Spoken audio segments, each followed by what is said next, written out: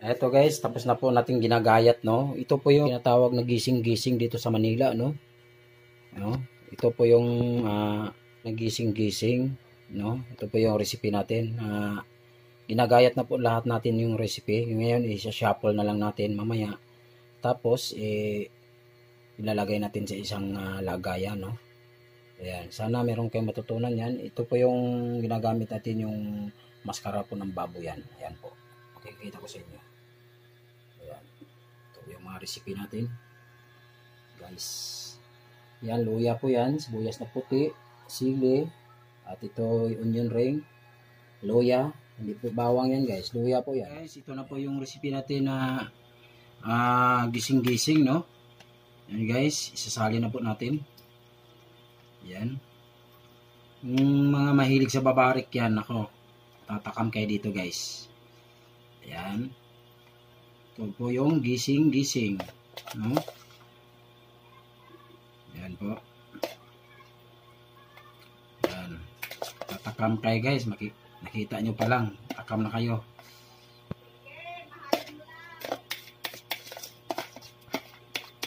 Okay guys. Ito po yung recipe natin na gising-gising, no? Ito po yung maskara ng baboy yan, guys. Ayan. Okay.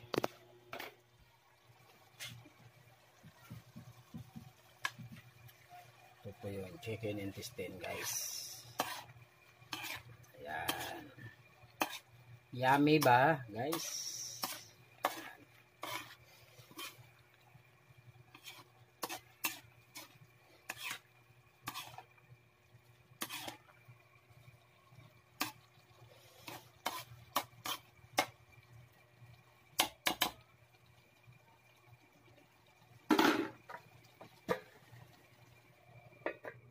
Luto na po yung ating recipe, chicken intestine po. Yung mga gustong magbabarik dyan, the best po ito. And guys, ito po yung ating recipe. And guys,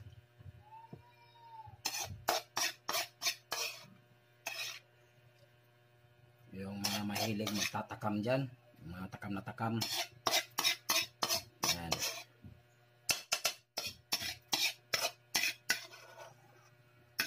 Yan guys. Dahil pista ngayon guys, magluluto tayo. Pista ng Senyor San Miguel guys. Yan. Yan.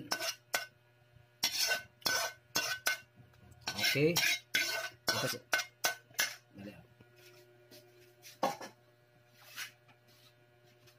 Tapos lalagyan nyo ng ganito guys. Yan. Ready to serve na po yan. Yan. Pwede nyo na pong isi-serve kahit saan. Yan. Yan. Pwede nyo isi-serve. Okay. Lagyan nyo ng ganyan na lang guys. Yan. Lagyan nyo ng extra kalamansi. Ready to serve na po yan. Okay. Hello guys, ito po yung panibago nating recipe, no? Yan. Gagawa po tayo ng humba, no? Ayan po yung recipe natin guys. Yan po. Yan. Yan, baboy po natin yan gagamit, no? Yan, baboy yan. Yung gamit natin. Yan, maskara po yan.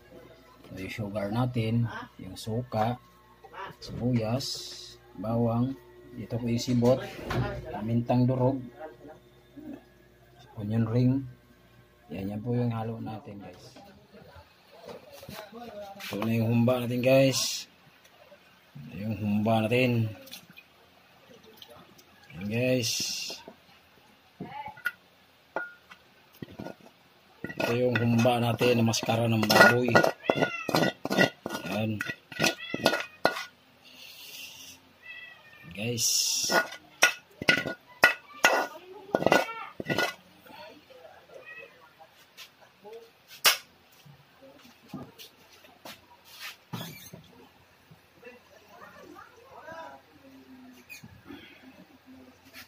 Sige.